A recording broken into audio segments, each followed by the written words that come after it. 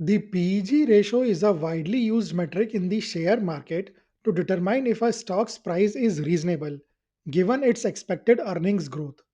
It serves as a more comprehensive measure of a value than the traditional PE ratio alone because the PE ratio does not account for a company's future growth prospects.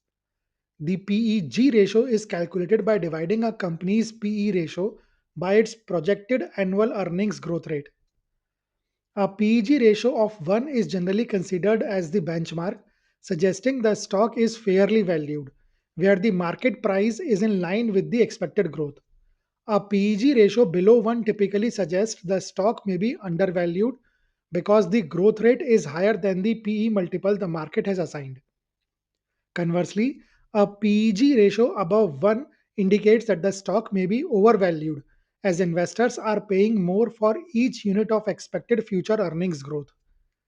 This metric is especially valuable when comparing companies in high growth sectors such as technology, where PE ratios are often high and misleading on their own. However, the PEG ratio relies heavily on an estimated future growth rate, which is subjective and can be inaccurate, representing a key limitation.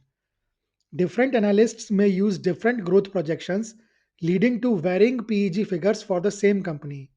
Moreover, the PEG ratio works best for companies with positive earnings and expected growth, and it is not typically useful for companies with unstable or declining earnings. Therefore, savvy investors often use the PEG ratio as just one tool among many in their complete fundamental analysis.